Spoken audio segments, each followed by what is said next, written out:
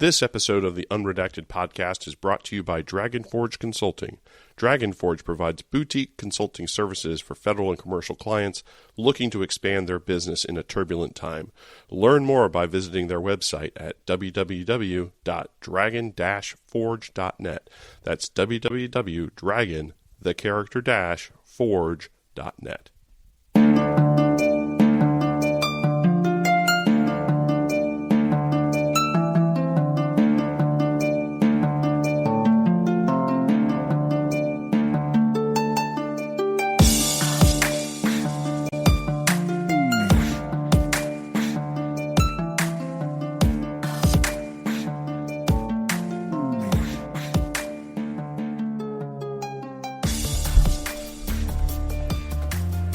What's up, Lindy?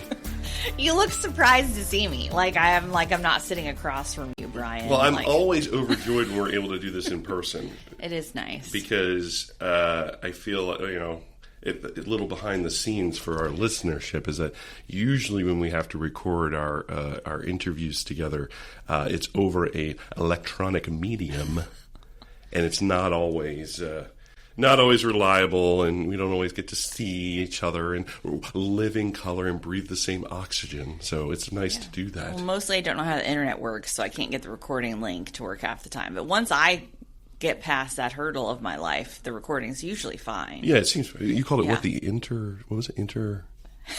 What? Internet? The internet? What is that? I haven't heard of that. That must be a new thing. That's the web, the World Wide Web. Once I can get the interwebs to you know what work, they should do? Fine. They should, when they have that, and you're going to go to what do they call a website? They should put www. They should. World Wide Web. You make me nervous, actually, here, because I'm I live in Nebraska, and I'm is there something post-internet? Have they figured it out? Because it's going to come to me last. We're going to be sitting in the heartland. Both of the coasts will have this innovative new technology. That's probably, there's going to be some government-censored new World Wide Web before we know it. Oh, maybe. I'm a little sarcastic.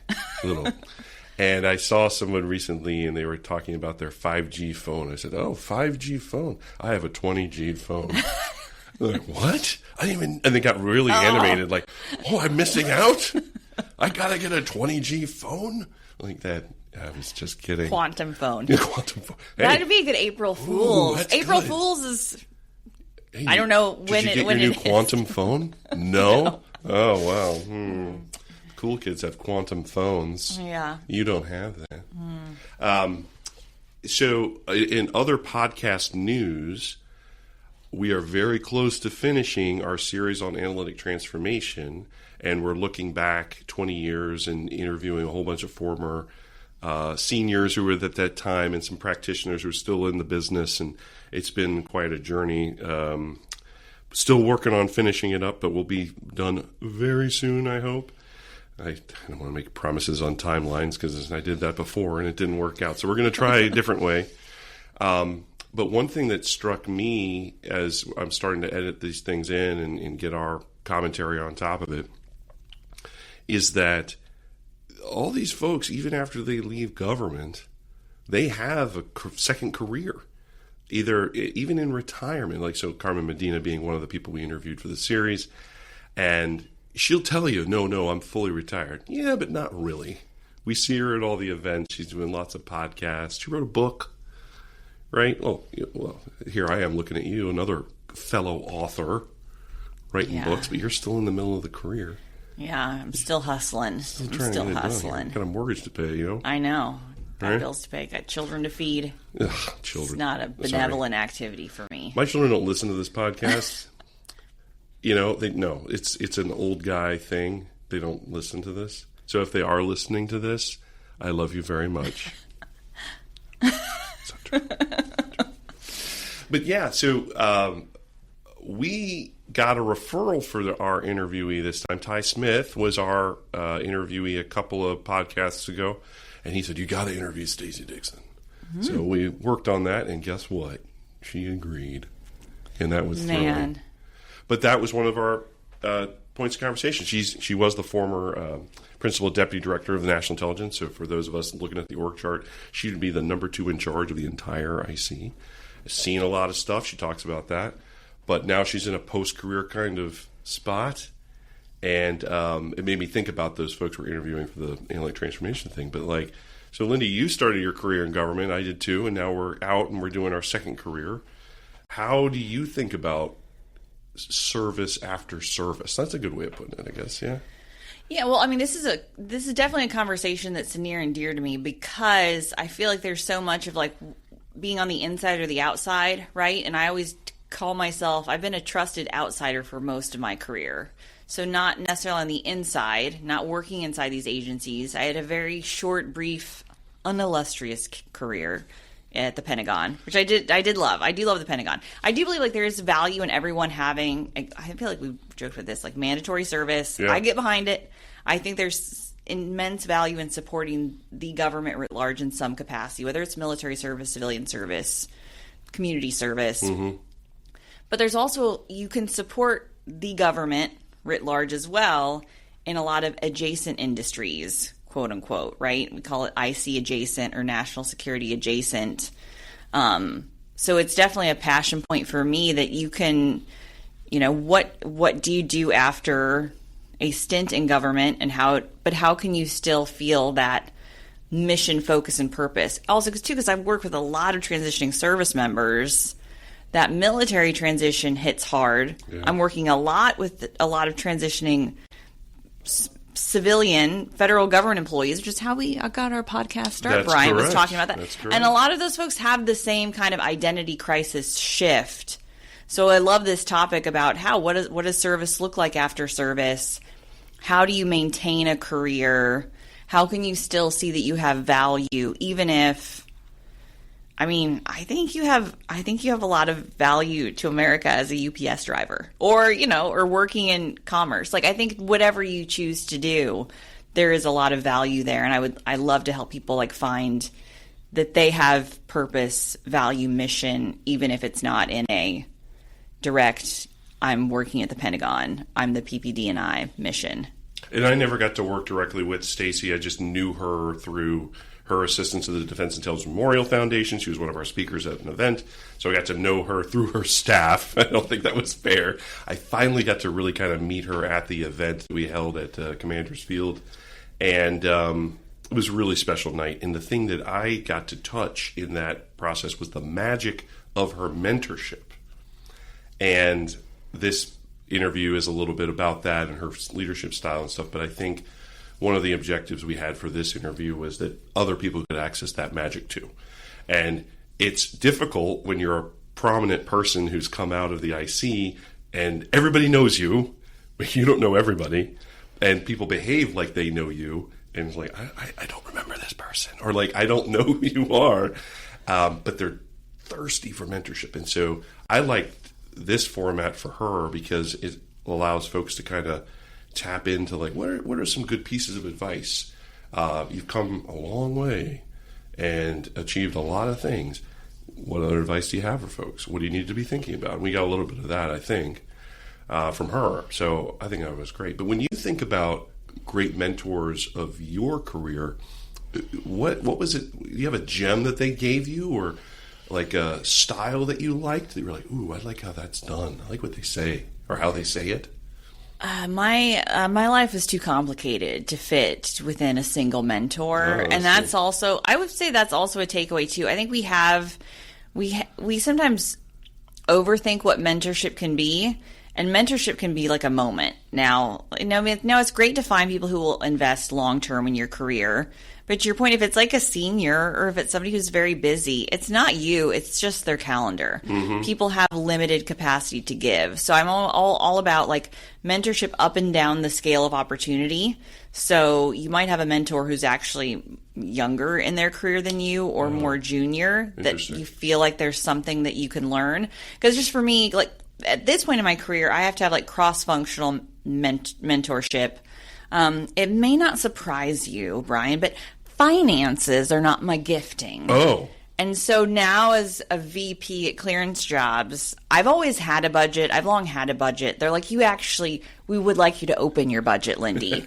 And like, I feel like it's always like vibes and tea leaves. So now I've been trying to get like mentorship from people in finance. Like, hey, how does a CFO think about their job? Like, how do you think about that? That's never been something I've thought about in my career before, right? So I just feel like you should always be looking for new mentorship opportunities. And also be willing to like take a moment. And I will say, someone now who's gotten to the point, a lot of people reach out to me, and I'll usually take, if I don't lose your email or your text, I will take the first call. But unless you follow up, following up is a love language to me, because like I'm never offended if somebody follows up, but if you don't follow up, then I'm not gonna proactively say, hey, did you take that advice I gave you? So it's kind of on you to be like, hey, that was helpful, because I'm not. Is that bad, Brian? No. You're also very illustrious, and people, I'm sure people are wanting your feedback and advice all the time. How do you handle that? So you said something that is a great piece of advice for folks, which is you can't have one mentor, you need lots of mentors. I hadn't thought about the diversification of age. Definitely diversification of background for me. I get a lot of value and power out of knowing folks that have done lots of different things, different ways, and learning from their techniques. And here's the trick. Once you learn a thing from somebody that's like, ooh, that's a cool little lesson, write it down and cross-apply it. So you might learn something that's interesting in a context that's, say, for law. I'm not a lawyer. I never practiced law. Worked with many of them, but if there is a thing that they've done in a legal context that's like, ooh, that's clever. I wonder if I could do that here. Do that thing. Do that thing. Because it's probably a different way of thinking about a problem and solving a problem. And mentors do that for you. So that's why I like these conversations with these folks, because they're bringing some things to the table that, think differently. Think differently about problems. So I think that's awesome. All right. Well, with that, this is our interview with Stacey Dixon. This is the time where we're adjusting for gain. Okay. And so you have to say something that's compelling. Like, how was your commute in to our lovely The commute building? was absolutely horrible. It was not as promised hours ago by Waze or Apple Maps or anything. There you go. It was red all the way with backups up to 21 minutes long. Technology has failed us again. Well, I know better during rush hour than to think that it's going to be the same thing. And that's why I was like, oh, no worries. I will leave. Right. So I could, 15 minutes before, which I didn't. Left 8 minutes after the 15, and then it ended up being traffic. And for those who don't understand, in our community, spooks are always early. We're never late. We always want to be early because you want to set up on target. This is true. You got to set up on target. You do. You can't just like, no, I'm just going to wander on in. No, you got to be. You want to watch everyone else arrive. Yeah. And kind of see what's going on. Absolutely. That's why, like, when the conference says, no, registration's at 7, no, everyone shows up at 6:30. Funny. Right? I never did that, but now I know everyone's already there talking. They're already there.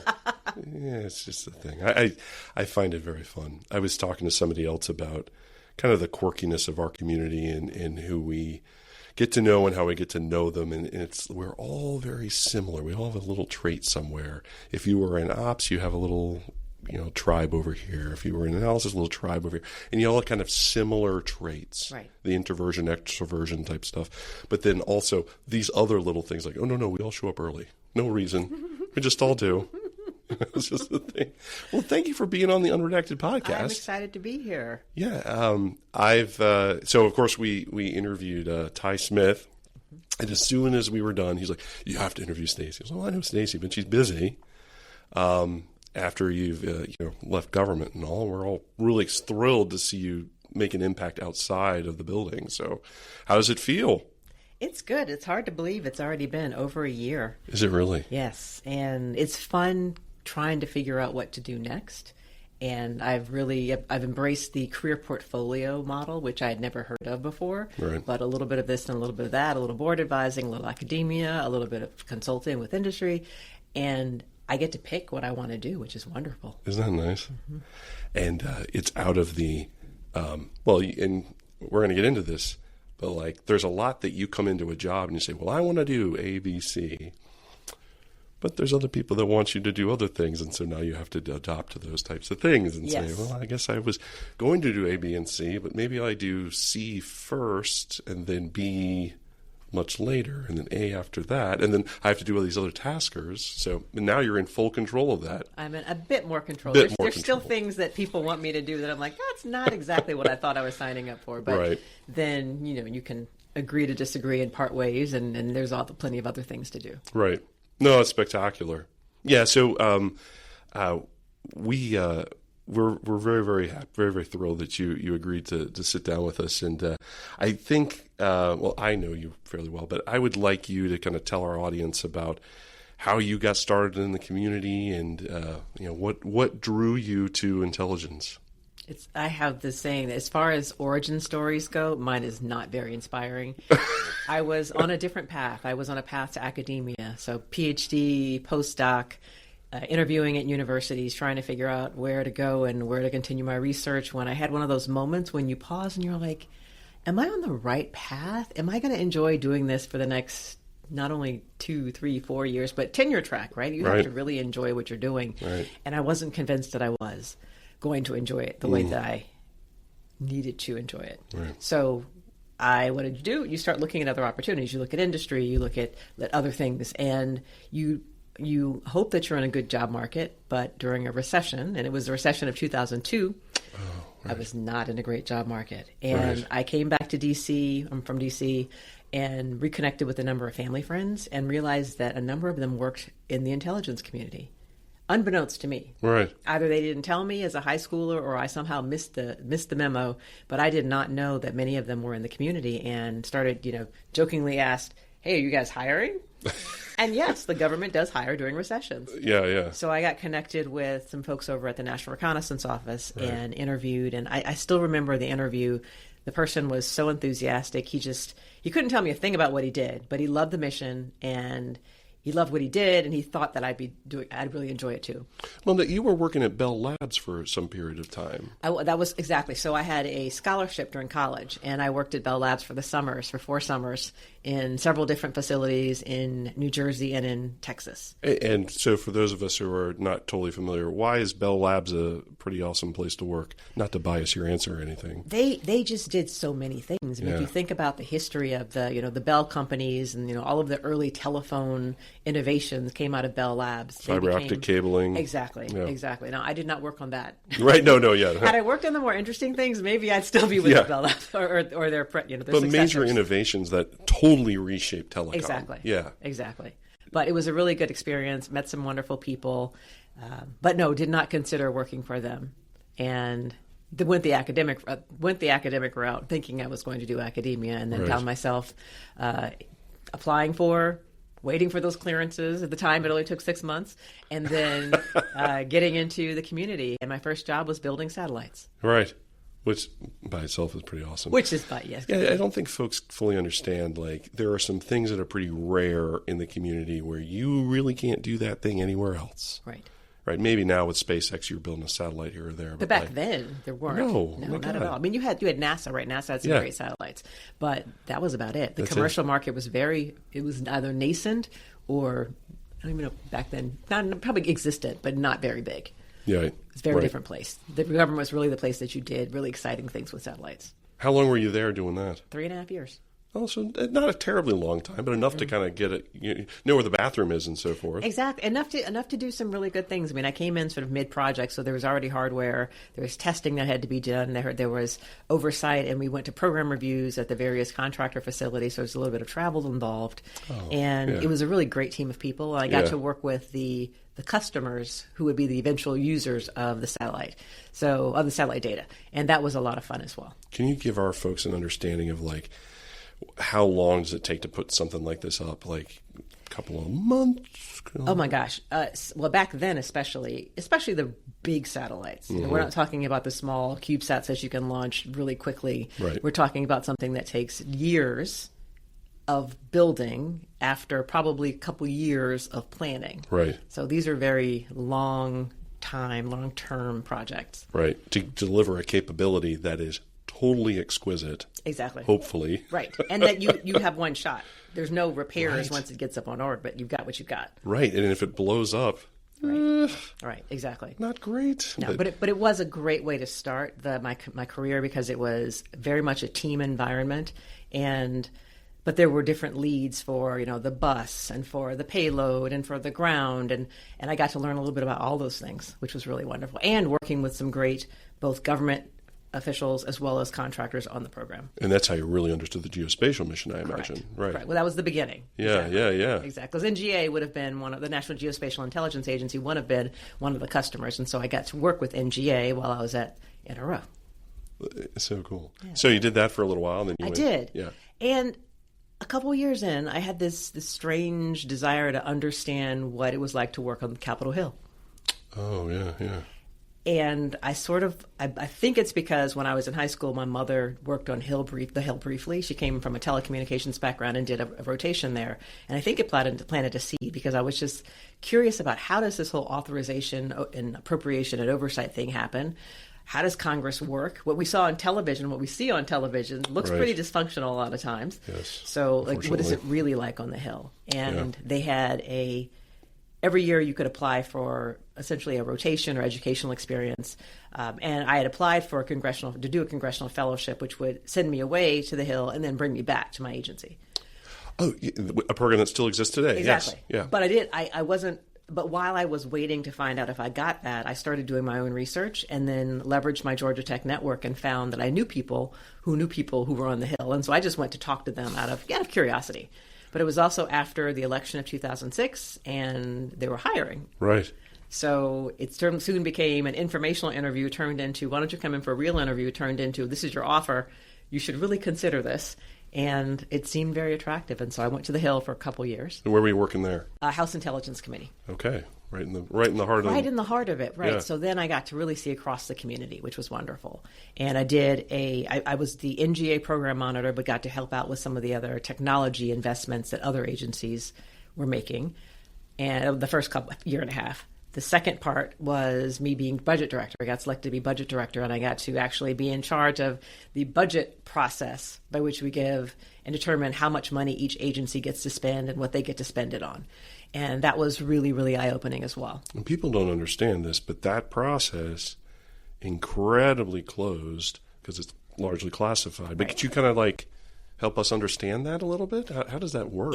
Every agency has, their own, these projects that they're doing. They've got to pay their personnel. They've got, upkeep of their facilities. There's all sorts of things that have to be covered with a budget. Right. But there are also new initiatives they want to do. There's modernization activities they want to take on. And so they will develop a broad budget, the president's budget, and it will come to the Hill, and the Hill will then go through, read all of the information that they submit in their budget books and determine whether the members will determine whether they agree with what's being asked for. Mm-hmm. And sometimes they will say, we think you need a little less of this or a little more of this, or we want you to go spend some of it over here. Right. And that changes the budget for each agency. And then at the end of the day, Congress is the one that decides. They authorize it, they appropriate it, so they determine the amount and they give you permission to spend. And then the budget comes back. So when Congress is working particularly well, you get budgets before October 1st, and everyone goes about their merry way. And as we've all lived through in many, many years, to include when I was on the Hill, there are not many times when a budget is actually completed and provided back to the executive branch at the beginning of a fiscal year. So continuing resolutions become a thing, and then everyone has to live under that. Pretty hard for us to plan in general. I mean, you're seeing this now on the industry side. Exactly. When we have all these continuing resolutions, it's like, I don't know where we're going. I don't. And then we end up in this panic mode to spend a year's worth of appropriations in 6 months. Yeah, well, anyway. It's not an ideal situation. So I basically stayed up there for a couple years, about 3.5 also, and then was like, okay, I've learned a lot. this is not my full career that I want to be doing this the rest of my life. So how do I get back into an agency? And I started to look back at CIA, which is how I was working through the NRO. But at the same time, the new incoming director of NGA, Tish Long, yeah. She got my name as a possible person to come and lead her legislative affairs organization. And so that was an offer that she made to me. And my wiser self said yes. My less wise self was like, I'm done with working with Congress. Here you are back at it. The wiser self was let's go use these skills I've developed over 3.5 years to good effect and learn a new agency. And again, like I said, NGA had been a partner before, so they weren't strangers to me. Well, and Tish, if folks don't know, Tish is amazing. Tish is incredible to work with, work for. Right. And I have to say, hats off to her, knowing to say, hey, Stacey, come work for me. You're just coming off of that. So you knew all the conversations, all the major decision points, the money, where the numbers were. Interesting. So, wow. So you had kind of a license to kill inside that agency. You knew. I did. But what's interesting, and this was actually a lesson I share with folks, like I came in thinking, I'm coming in with all this firsthand knowledge. When I want to make changes, they'll be easy to make. People will just listen to me. But what I failed to remember and realize is that everyone had their own experiences with the Hill. They'd been doing things a certain way for a reason. And I did not come with a good game plan on how do I get the buy-in from everyone before I start making these big changes. And so that first year was a little rough for me and for my team. But at the end of the day, we did eventually prevail. I would say changed the process a bit, made it a lot more, I think, interactive so that you could actually showcase NGA. It used to be sort of a very dry process where you would go in and have a hearing and you're just talking, right? Answering questions. Right. We came in with video. We came in with, let's show what NGA can collect and let the members actually experience the beauty of geospatial intelligence. And I think that was a very good way to modernize that process. I didn't realize that you were in that, because I remember that inflection point. It was like everybody else, sorry, DIA, CIA, they just kind of come and, like you're saying, they just talk at you for a while. But yeah, you guys had like a multimedia experience. Correct. And then I remember very distinctly Robert Cardillo doing public hearings with that content to show, like, hey, this is where we are and what we do. Exactly. Like later on, Robert came in after Tish, and yes, that was the beauty of the NGA mission, is that there were things that NGA did which you can absolutely talk about in public. Right. And even using commercial imagery to be able to show those things, whether it's the safety and navigation mission, the humanitarian assistance and disaster relief mission. There's a lot of things that NGA could talk about publicly, and it was really good when they started doing that. Yeah, isn't it incredible? Yeah, and so now, and of course most of us are very visual, right? You see a picture and like, I know what that is. Exactly. Or I need you to help me interpret what that is. But exactly. Yeah. But either way, it's a good conversation to have. Absolutely. Right. And that's very, very cool. Okay. So I'm really interested in this piece of it. So the changes you were trying to imagine for the agency, you walked in and you said, I'm pretty sure this is the right thing to do for, well, I'd like to hear some of this. Like, what were you trying to do that was, you were trying to change you thought was important? Well, there was a couple of processes that were in place. I mean, there's a statement for the record, a very large document that supports what is actually read in the hearing. Okay. And the NGA spent a lot of time trying to make this document really, really good, and bringing in examples and whatnot. I knew as a staffer that we were looking at the budget book and we were listening to the testimony. And that's it. We didn't really, you can't read all the stuff. And so I was like, they really don't spend a lot of time on this, so neither should we. Let's focus on what we're doing in the hearing. That's brilliant. Well, it Great is, insight. Except that's not everyone's experience. They thought that material was really important. And so when I said we're walking away from it without giving a really good explanation, they were like, no, we're not. Oh.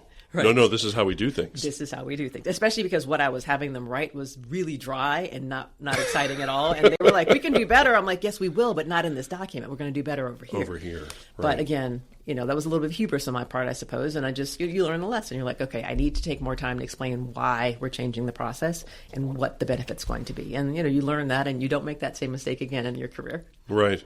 Well, maybe fewer times.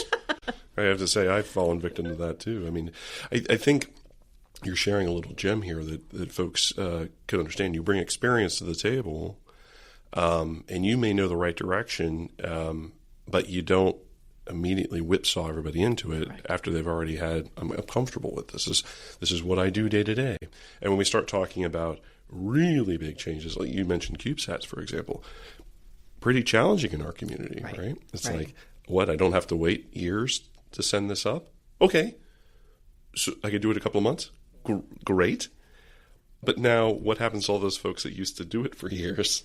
Right, that's a huge change management challenge now. Exactly. Yeah. And communicating well to the workforce why big changes are needed, and having them, because we are sort of in our bubble once we walk into our facilities. Right. And you sort of forget what the rest of the world is doing. But when you can walk outside and pull up commercial imagery on your phone and be able to do this, that, or the other with it, that changes the way that you need to operate internally as well. Right. And, there's a lot of people that are understanding the change and embracing it. They're enjoying the shorter timelines for certain capabilities while you still invest time in some of the ones. And I always shy away from the word exquisite because people use it to, they almost use it as a thing that's like, well, this is a secret that I have that we can't talk about because it's exquisite. Right. I mean, yes, we are building some things that no one else is building because it's not in their business interest to do so. So those things will take longer. Right. But we can leverage these other commercial capabilities, which are also useful by a lot of other industries because they can be put on the market much faster, and they're increasing in capability as well, year after year. And so we would be remiss if we did not take advantage of those changes in the market.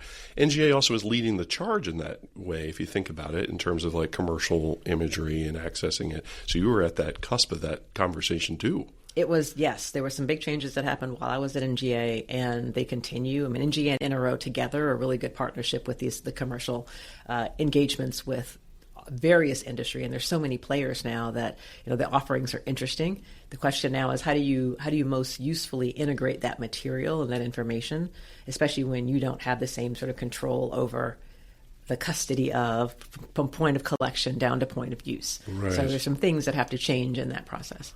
Let's unpack that a little bit. So back in the Cold War, we were very accustomed to, we controlled all the means of production. Correct.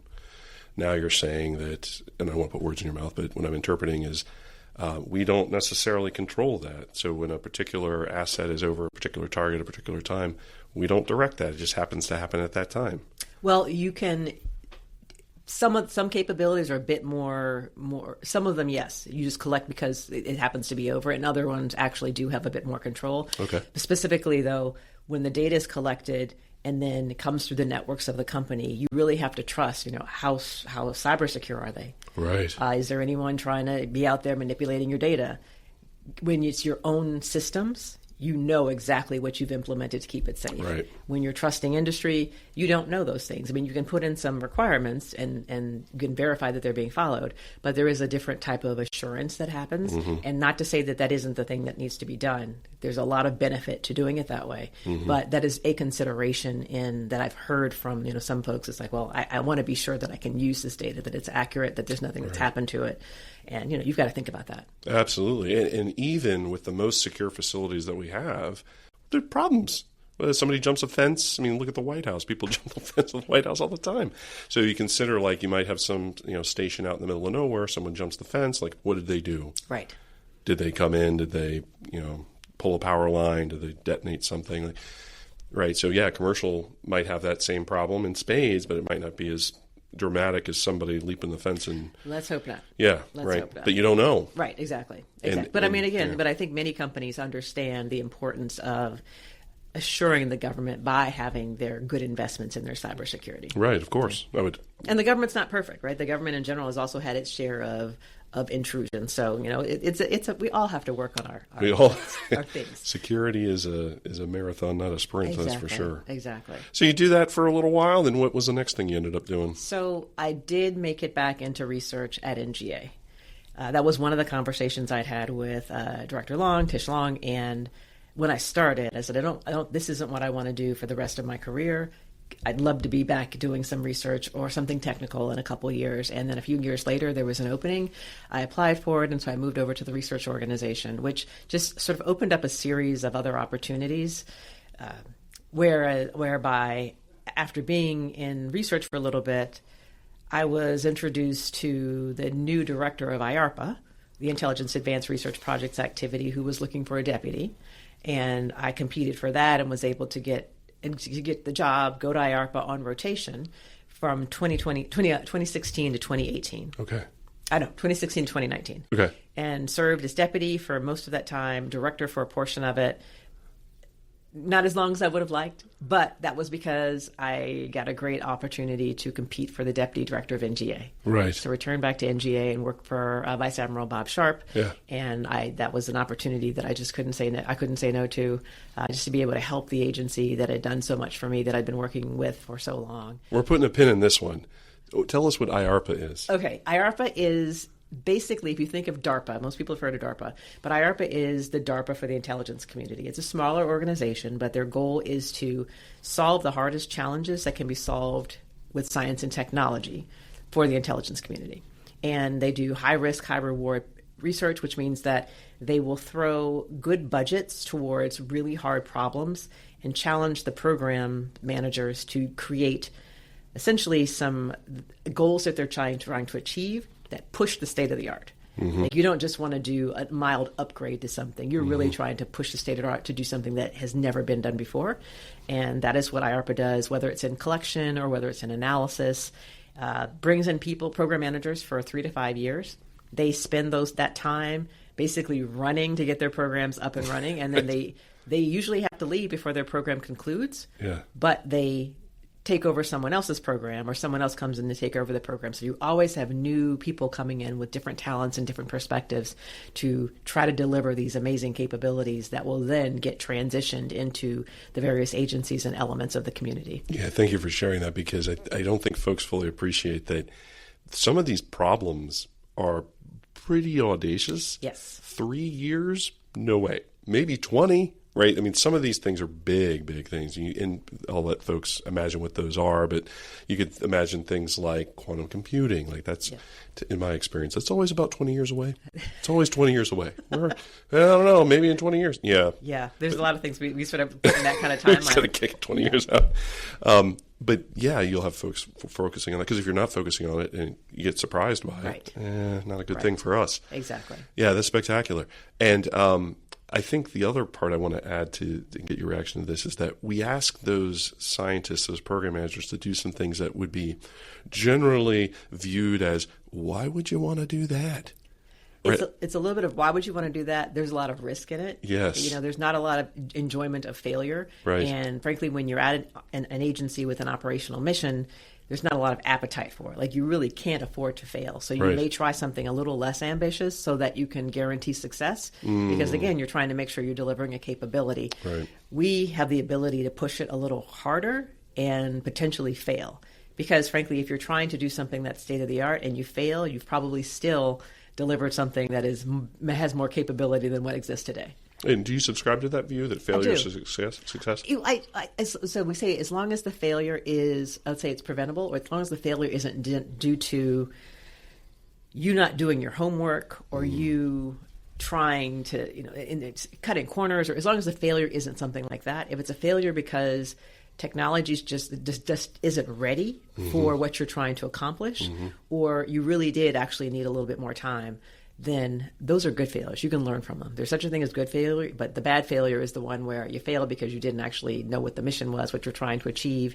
You didn't test it properly, or you sort of made assumptions and didn't actually check that math before you got going. Or talk to the lawyers. I mean, there's all sorts of these little things. There's a lot of that, right? And then the intellectual property, like that became something also that, talking about lawyers are very heavily involved with the science side of things, and making sure that whenever something is actually delivered, that it can be used with the government, with government purpose rights, as opposed to it being owned by the company and not being able to be used for the purposes for which it was built. I'm glad you mentioned this, because folks are left with the impression, it's true of DARPA, true of IARPA, that there's like a lab somewhere where people are pouring test tubes in white coats.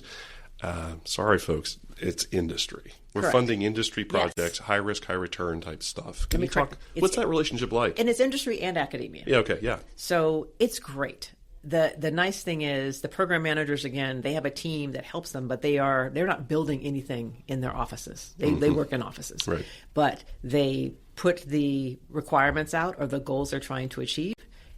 Industry and academia individually, a lot of times as teams, will come back and propose. They'll be able to bring on a couple of these, what we call performers, to do the work. And then it's a little bit of a bake-off. But they'll all kind of move along and, sort of 1 year increments or between program cycles. You'll say, okay, who's still, let me see your data.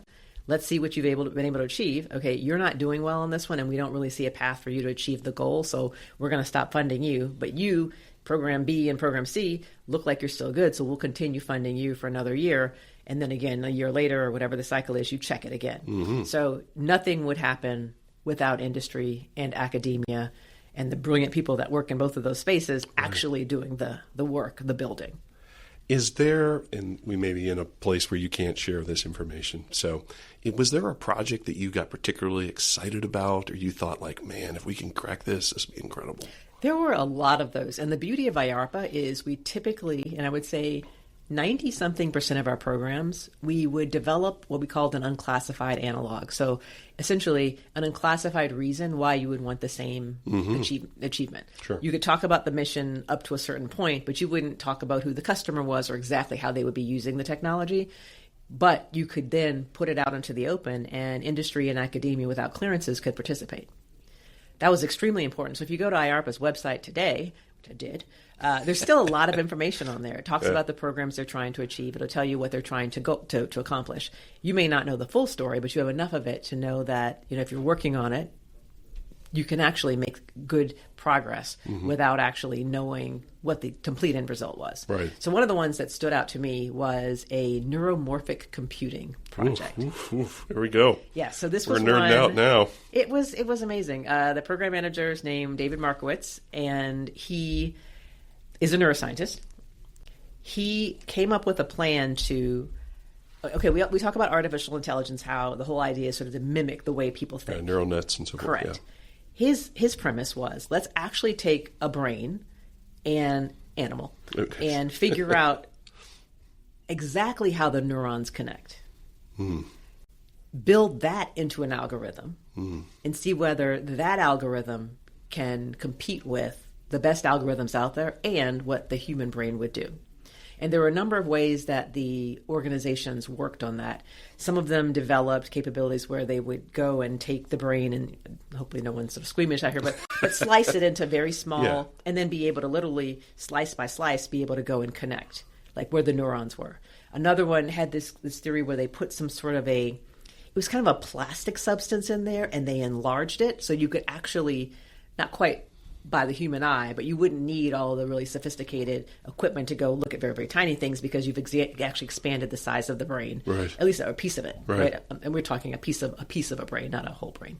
But even so, it was really interesting. And I think the coolest thing about that particular project, and it was more on the lower technology readiness level, the more basic research, was that there were organizations like the National Autism Society. Oh, yeah. They wrote a letter, or they made a comment somewhere in one of the presentations and said, not only can the intelligence community benefit this, but we're going to learn so much about the brain as well. And so that's how I saw how useful the things that IARPA did could be for not just the community, not just for intelligence, but really for other large problems and other organizations within the United States and around the world. Well, that's huge. Yeah, that was one of those things I didn't expect. But when you see what your team is building, able to be used for things for which they didn't envision it, it's pretty darn exciting. Well, and talk about return to taxpayer dollars, right? So for that one project, how many people can we help? Well, worldwide, but I mean, American taxpayers too. I mean, that's really impressive. That's a cool project. It is. Now, again, it was the beginning, right? There was going to need to be many, many, many more of those, and I don't know that was one that they were able to continue afterwards because it was so basic. Right. A lot of times you want to start on projects that have they're higher technology readiness level, higher TRL, so that it's not as many years before you can actually deploy it and people can use it on the ground or wherever by the community. Yeah, but high risk, high reward.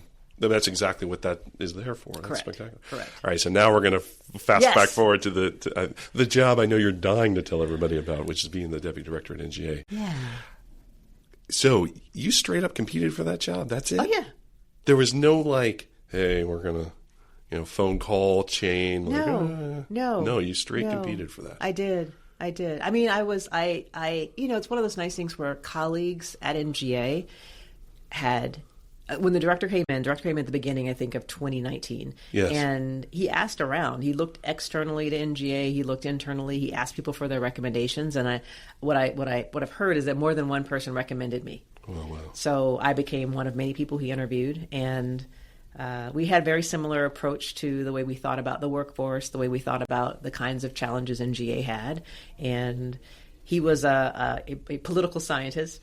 And had a military background, and I was a technologist engineer who had a mainly intelligence community background. It made it for a really good team. And this is Admiral Sharp we're talking about. Admiral Sharp, correct.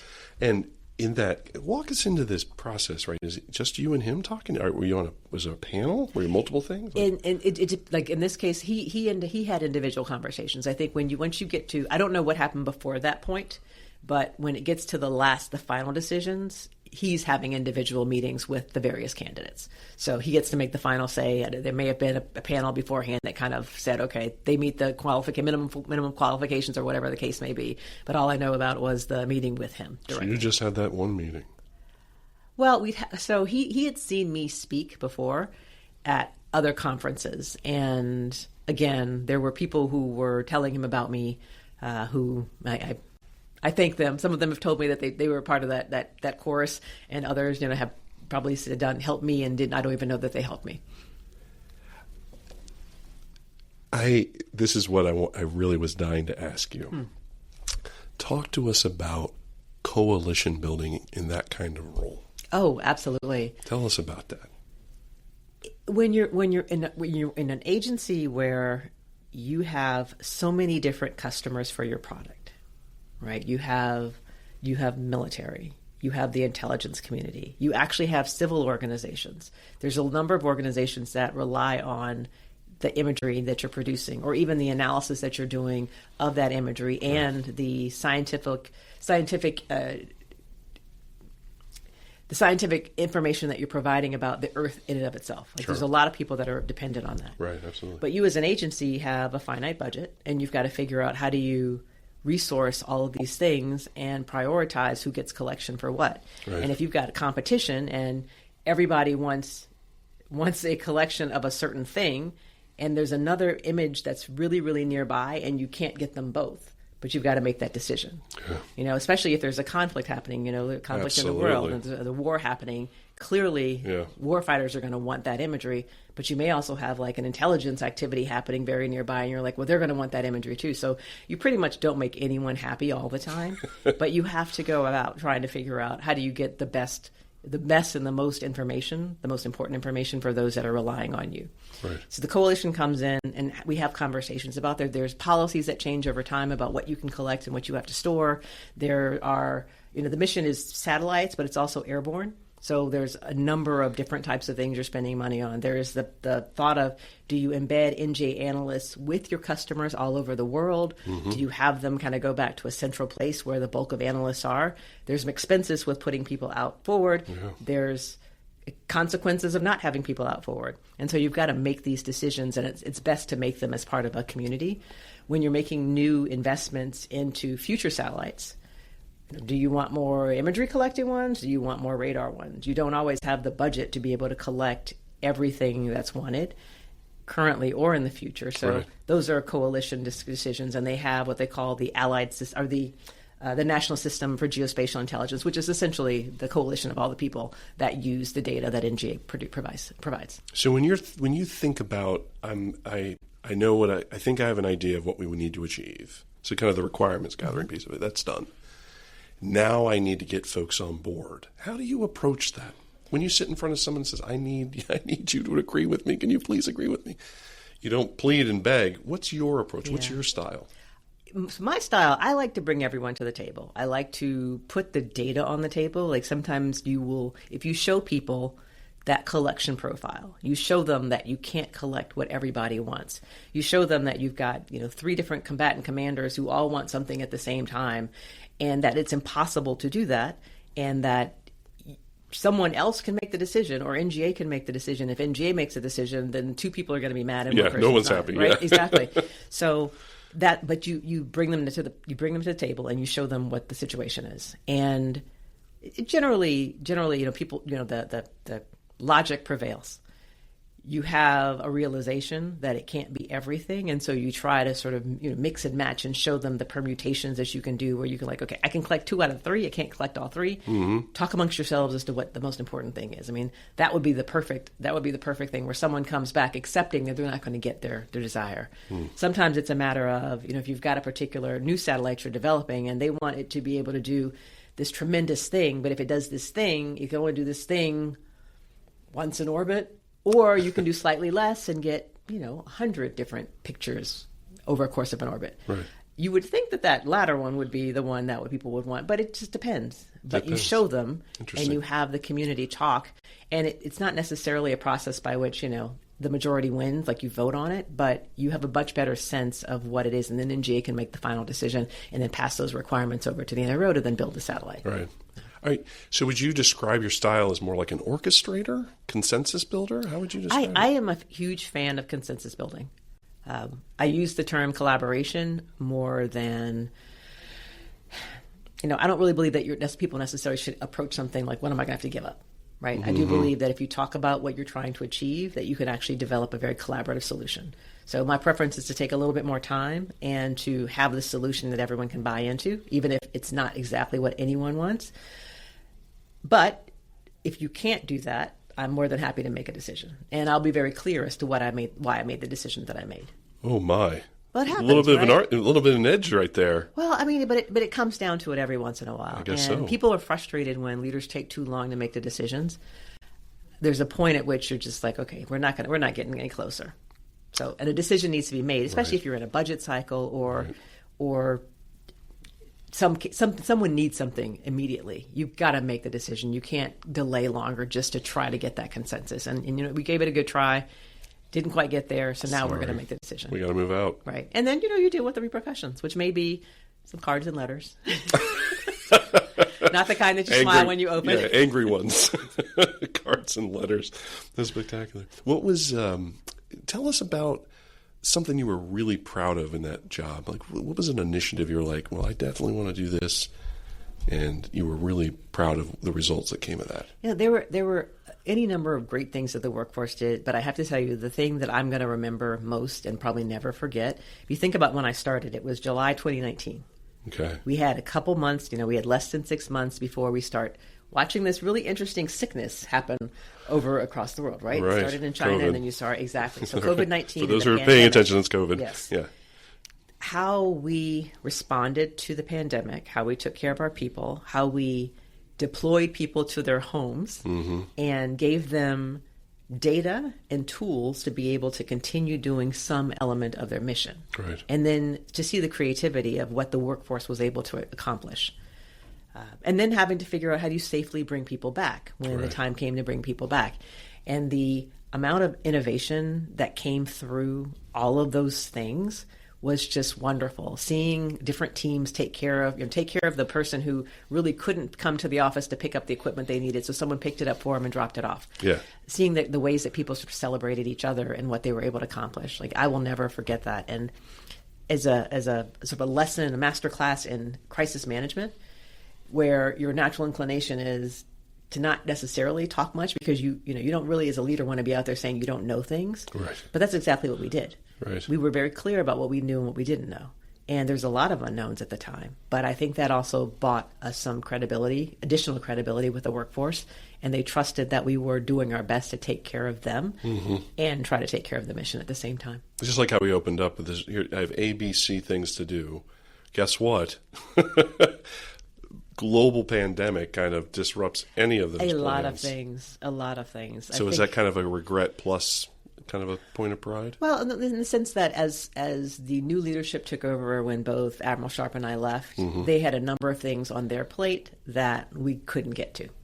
And there's a little regret there, absolutely. You sort of lead them to have to make some of the big changes, some big reorg things, and but it would not have been appropriate for us to do it during the time that we were trying to just deal with the pandemic. Yeah, we've lost perspective on that. Like back in the day, it was deadly. There was no solution. There was no cure. Right.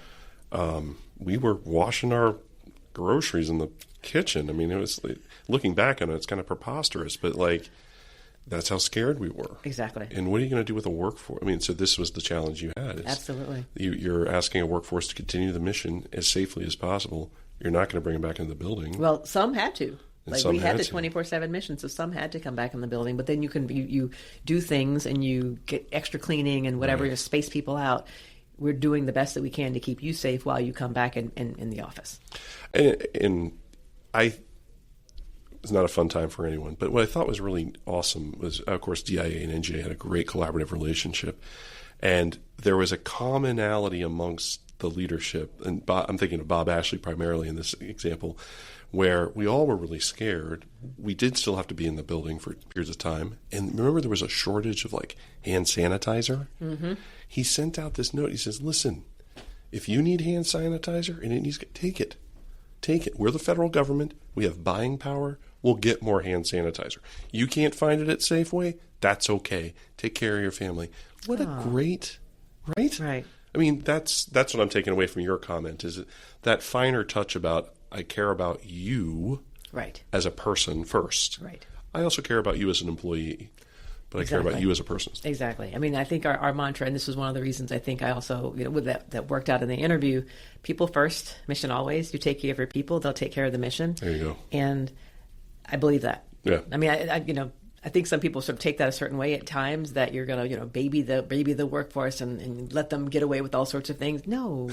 But if you just, you let them know that they're important, they're, as individuals, as teams. I've seen so many sacrifices over the course of my career by government employees just trying to do the right thing for the mission, which they know is the right thing for the nation. Right. And maybe too far sometimes. People sleeping under their desks and stuff like, hey, you can go home. Right. Please go home. Please go home. We need you to get sleep. We need you to get some rest. Exactly. That was one of the other things I think I learned in that experience as a 15 at the time, was there was this view that, well, I'm going to come in sick. No, you're not going to, because not good for you, not good for us. Right. Please stay home. Exactly. Please don't. And this is just the flu. It wasn't even COVID. Just stay home. You're not helping us. There was a while that lasted, and then now people are like, I don't want to use my leave. I'm going to come on in. Right? Yes. God, you're killing me. Right. But, I think there's a lot more realization now of what the repercussions are. Yeah. Now we understand, I think. All right. So you do that for a while. You come through the COVID experience, and so then now you're in the gun sights of the DNI. I am, and really because I was in that job. All right, tell us about that. Right. So I don't know the entire process, but again, it's one of those things where I think a DNI comes in, and especially because the principal deputy typically had come from the different agencies, you ask around who would be a good person. Right. And again, I think I ended up on a short list. I did have the opportunity to do it was her, she had a leadership series where she brought in different leaders, and we did sort of a virtual conversation. It was DNI Haynes? DNI Haynes. It's Avril Haynes, okay. Exactly. And I had done that with her in February or March of that year, after she came in January. And then shortly thereafter, she had invited me to come over to just have, continue the conversation about the community, what I saw. And that's what we did. I came over and we just sort of had this conversation. It was over dinner, and we were just talking about the community. And I did not expect, I can't say it was a job offer, because that's not exactly how appointments work. But at the end of it, she said, have you ever thought about this job? And would you consider allowing me to recommend you to the president? She ambushed you. She ambushed you, Stacey. No, I would never. No. It was an honor to be considered. No kidding. But I did not expect that. I really just thought we were having dinner. I thought we were just having dinner here. We were having dinner. But it, but that opened up this possibility, and I did not say yes immediately. Right. That's a big ask. Let me think about it is always my answer. Yeah. But I did. I thought about it, and in terms of the next best way to serve, I could not have thought of a better way. Right. So I said yes. Please recommend me, and then the process starts. You get called by the president's personnel office. Can I fill out paperwork? You eventually get nominated, and then the Senate Intel Committee sends you more paperwork. You fill out their questionnaire. You get your hearing date. You go through your hearing. Right. Then you wait. Right. You wait. What do you do in that time? You waiting? I was working. I You're had a working job. still at GNGA. Yeah, Exactly. Okay. So that was a lot of time. It's nice sometimes people are able to take off and kind of focus on the getting ready for the confirmation. Yeah. But no, like I had a job. So you had to. Oh my goodness! So you're doing the deputy job at NGA while all that's going on. Correct. And you have to prep. I'm prepping. We're doing pretend hearings with people, sort of Right, rehearsals. Yeah. Exactly. But I mean, it was good. The team was great. The team over at ODNI who helped prepare me in legislative affairs. My team was great. I'm sure I backed off something. I couldn't have as many meetings because I had to be either meeting with ODNI, reading through materials, Right. or then part of the process is visits on the Hill. So we had offered meetings with all of the members on the Senate Intel Committee, and I had meetings with many of them. Right. You have to. You do. Yeah. You need them to know who you are. You also want to hear if they have any concerns and try to sort of try to suss out what they might ask you during the hearings. And some of them are point blank. I'm going to ask you about X. And I'm like, okay, that's great. Like, that's really helpful. So I know this, I'm going to get a question on whatever. But sometimes it's just a matter of like, how do you put a name with a face and make sure that they know who you are as an individual, as well as they may want to know about, your experiences and how you see yourself leading, and are you going to be as transparent as possible to Congress? That's always Right. one question that you get asked. Right. So that's interesting. So what's the motivation of being coy with a nominee as a senator? Like, is there a... I mean, I would think they would want to no, here's everything I need to understand where you are on these issues. No, it's a good question. I just some are more forthright because they have particular issues that they are championing, and they will tell you what those are. And then some maybe don't have a single issue. It sort of depends on what other members ask and what sort of hits them at the moment, or what they hear in your statement, what they hear in your other questions. They may hear something that they need to follow up on as a result of what you say under oath. And did you find that the senators that were a little more inexperienced, they were asking more questions with more precision? Less experienced ones? Not really? No. Just kind of ran the gambit? I wouldn't. Yeah, I definitely don't. I don't recall any sort of delineation like that. Generally speaking, they and or the staffs that help them kind of prepare them with some of the questions they may want to ask, they do a great job. Right. And, there usually are not any questions that are unclear. They're usually very clear and directed to the point. Right. And unlike what you might see in a hearing for, an agency leader that's going up to appear before Congress, generally short. No one's really trying to trip you up at that point. They really want to get you on the record for what you're going to do or not going to do, how you think about certain things. And that's pretty much the experience I found. Interesting. The reason I'm asking is because I had experience with Richard Shelby in Mark Warner's office. And Richard Shelby, when he was the chair, he'd been there forever. So he knew everything. And of course he had an amazing staff as well. But he'd been there a while. He knew what was going on. And Mark Warner's the same way. I found even the newest members of the committee had very, very thoughtful questions and things to say. So... But of course, those who've been there longer, absolutely, they've got more history there. And it's more nonpartisan, in my experience. I think the benefit is because, and I was on a panel with 3 people at the same time, which I'm very thankful for. So Tom Monheim was on, and he was nominated for the IC Inspector General. Okay. And then Matt Olson was there, and he was an Assistant Attorney General for National Security at the Department of Justice. Yeah. And what was wonderful is, so there was 3 areas that I think I was most concerned with. One was whistleblowers. Okay. One was domestic terrorism. And one was anomalous health incidences, or AHIs, as they're still called. Yeah. This is Havana syndrome, popularly known. Correct. Yeah. Matt got the questions about domestic terrorism because the FBI would. Right. Tom got the questions about whistleblowing because that really comes through the IG. And I did get the AHI question, but I was so happy they got the other ones. It was lovely. And then you split the time, right? It's not one 2-hour hearing with one person. It's 1 2-hour hearing with 3 people. Yeah. Which is really nice. So I am always thankful, not only that I know them and it was fun to work with them, and kind of we would bump into each other on the Hill having our various meetings, but it was just really, really nice to share that stage with them. No kidding. Nice kind of experience with the 3 of you. Mm-hmm. So you get into this job. What are some of the big issues that are facing you as you assume the duties? So I was sworn in on August 4th, and August 4th, 2021. And many remember that was at the beginning of the Afghanistan withdrawal. That's right. So my first several weeks was very much involved in that. But it was also a great way to see the community in action. Right. To literally see the military intelligence folks at the table with the various agencies and talking about, all right, who still has assets or collection capabilities, or who still has this information that we need to help get not only all these American citizens, but as it turns out, thousands of partners and thousands of citizens of other countries who asked for our help. Right. So not that it by any shape or, I would never say that was a perfect withdrawal. Right? There was a lot of things that were wrong about the way that happened, to include the lives that was lost at Abbey Gate. Yeah. But the number of people who made it out safely due to the efforts of the U.S. military and the intelligence community and State Department should not be forgotten. That's exactly right. And that was an amazing way to see this community in action from day one in that job.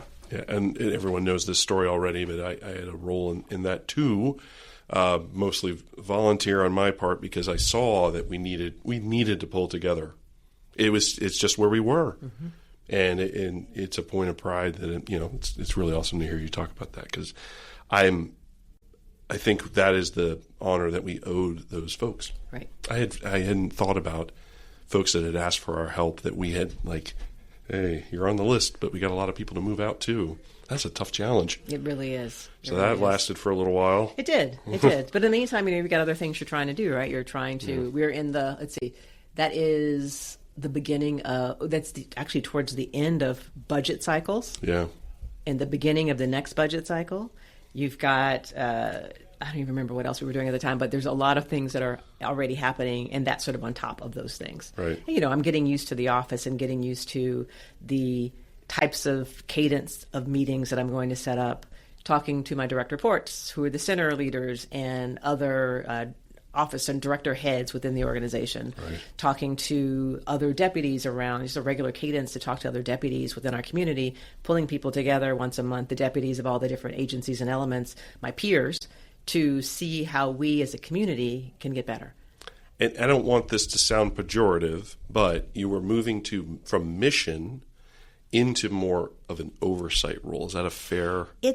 I would say there's definitely a piece of oversight, but there is some mission that does happen at ODNI. Yeah. There is some analysis that gets written, NCTC, and some of it is exactly, NCTC, yeah. and CTIC, which is the cyber threats. So there are organizations that do write up things, and they typically are bringing together all of the community perspective. Right. So one of the interesting things about the DNI as an individual by statute is the principal intelligence advisor for the president and the cabinet. Right. There are intelligence assessments that have to be written up that take all the perspectives of the entire community. And when you can find consensus, great, you find consensus. But a lot of times, as you know, there are differences of opinion. And so your job is to highlight those. And those particular products take a while to coordinate. Okay. And so being able to present those as not this is one agency's perspective, but this is the intelligence community assessment on name your country, name your region, name your subject. Right. So that is one of the other things that's done. The President's Daily Brief is officially overseen by ODNI, and that is, again, not only informing the president, but also the cabinet and many leaders around the community, so that everyone's on the same page about certain aspects of what's happening in the world in that given day, in that given week. So the portfolio is wide and vast. It is. So I guess the core of my question is, how did it feel to move from this is a very, and I'm meandering around. This is what I do. Everyone's very accustomed to it. It's a very localized geospatial mission, fairly well defined. Now you're in a spot where it's so broad, so much responsibility. How did you wrap your head around that? I love jobs where I get to look at the entire community. I got to do it at IARPA. Right. I got to do it on the Hill. Right. And so it was sort of familiar in the sense that things that I might have paid attention to before, I can now catch up on and kind of figure out, oh, this is where that went. It's like, okay, this is the progress we've made or not made. Interesting. Yeah, so that was kind of cool. Yeah. But I think the big difference was in just the number of topics that might appear before you or that you might meet on any given day. The days went by extremely fast, and the topics always varied.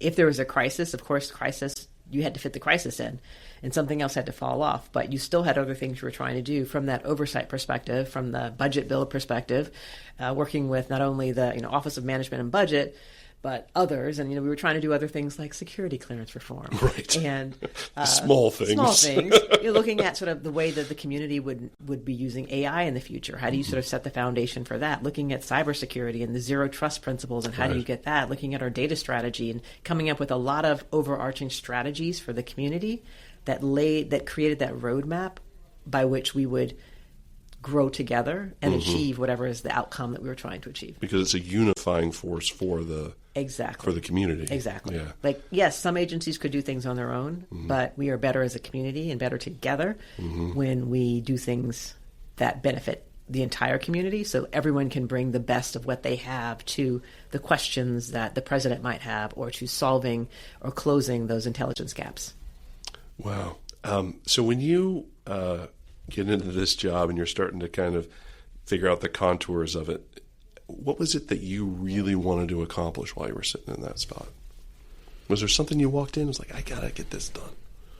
I really would like to see this happen. No, I don't know that I came in with necessarily a preconceived notion like that, but I knew that I wanted to get it done with my colleagues, and it was important to not take away from anyone's mission, but it was important to achieve things for the whole community. There are agencies that are well-resourced, and there are agencies and elements that are much less resourced. We've got, of the 17 plus the ODNI, you have several different departments that they fall under, and they have other, they've got another boss, right? They've got the DNI, they've got our but they've got other direct, So how do you work within that system to do something smartly that's going to modernize and keep the community moving forward? Because the threats keep changing, and you need to be able to deal with those threats. I'll give an illustration to kind of put some emphasis to your point. Most folks don't think of this activity, but the Marine Corps intelligence activity, very small outfit in Quantico. There might be 30 or 40 people there. It's pretty small, but it's reflective of the service. Right. The Marines are like, I don't know, we're going to go there and figure it out. How much intelligence do we need? Not much. We're just going to go and figure it out, right? But that's a great example of where it's not that what they do isn't important. It's just that it's a different operating model. Correct. And for what they need to do, it's more about like police forces of the world, maps, really important, ground maps, things like that. They produced, I thought this was a great product. It's open source, public product. It was a map of Afghanistan that spread out about 6 feet wide, 3 feet across, and it doubled as it was waterproof, so it could be a blanket. Yes. Right? I have seen things like that in sort of the archives and the sort of the museum of exactly things that map blankets. Is that clever? It is. So if you're going to give that to a Marine that's going out forward, yeah, they could have a poncho, or they could have this map. Exactly. That has multiple functions, and it's one less thing in your kit. This is very true. So that's the type of innovation you're talking about, too. That's incredible. So thinking about that time, and when we talked about the Afghanistan withdrawal, which was kind of a dark spot, I think we all agree, was there something else that was like, gosh, I wish that went a different way. I wish it was better? There are nothing quite as dramatic as that. I will say that. There are... It takes a little while sometimes to realize certain things that are going to cause trouble down the way. And so you think about the way that, and I talk a lot about budget because I'm sort of a numbers person, right. But the budget underpins everything. We budget in sort of 5-year increments.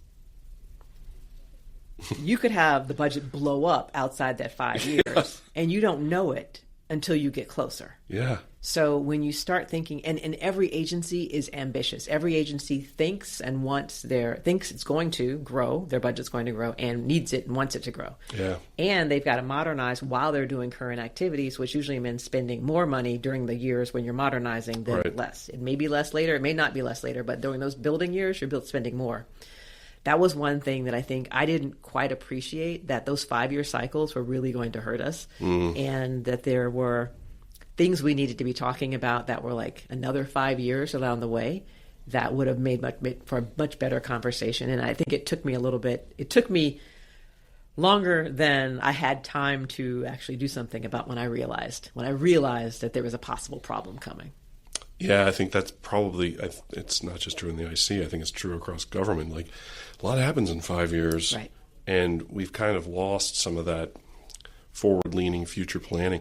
At DIA, I'll use DIA as an example. We had a global futures project. All it would do is look toward the future to inform defense allocation, to say, like, in the next 5, 10, or 20 years, we perceive these are the next threats to budget and plan for. I don't know if anyone ever read it in resourcing, the CFO, but it was an exercise that I thought was really important because it got us to a point where we'd say things like, I don't know about, you mentioned quantum computing. I don't know about this quantum computing thing. I think it's another 20 years away. But you know what? Let's put a poker chip on the table. Let's make an investment. Let's figure out if maybe that becomes a thing, and we'll be ready.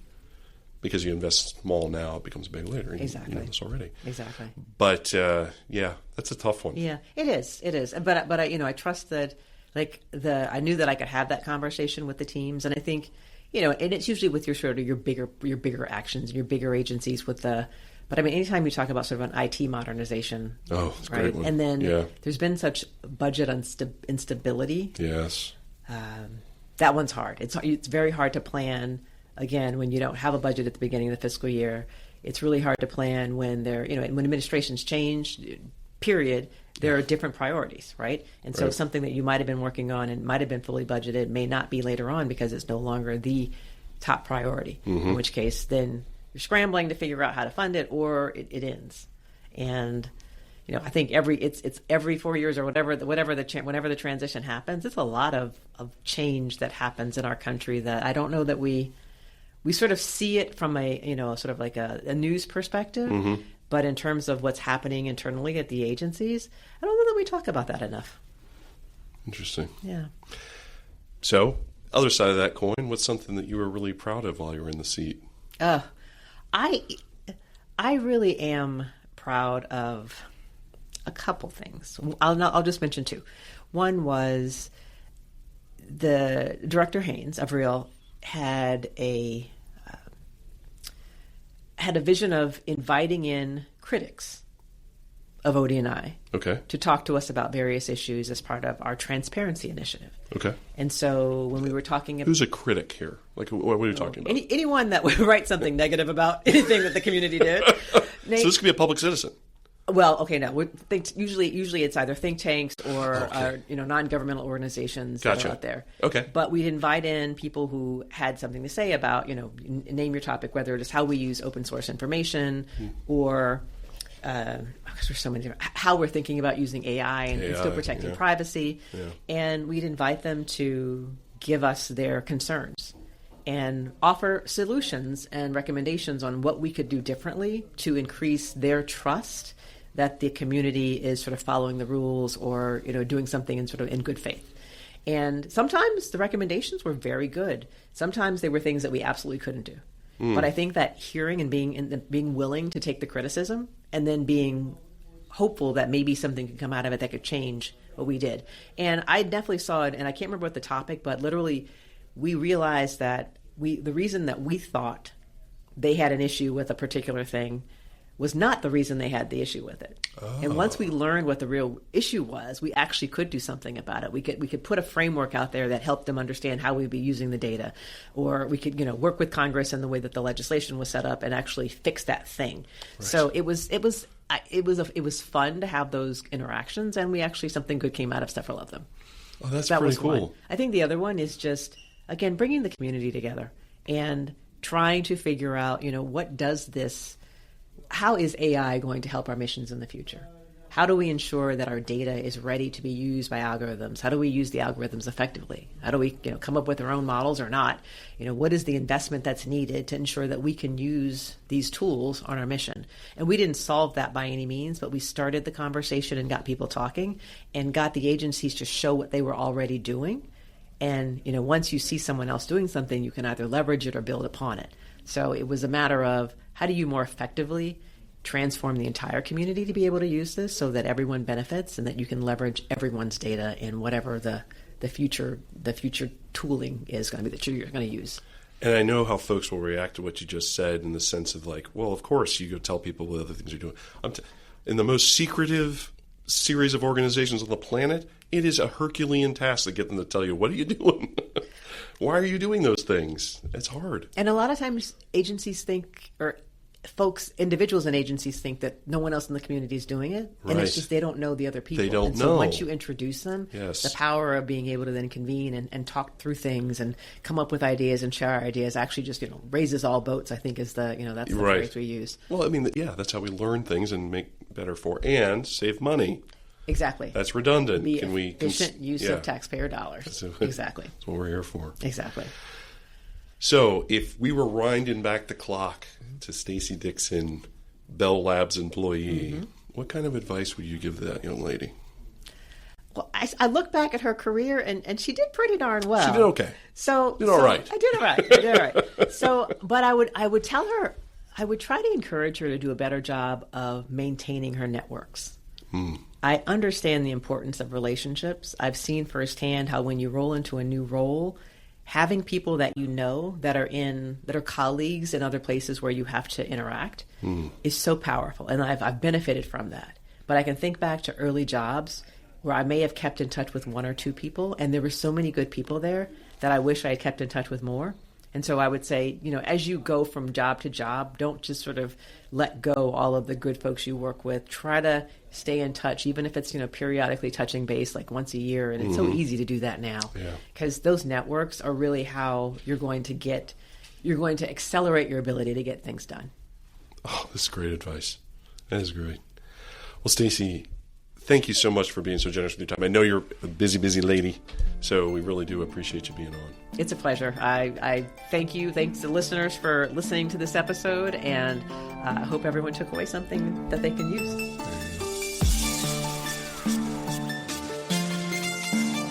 I'm Lindy Kaiser. And I'm Brian Drake. And this has been the Unredacted Podcast.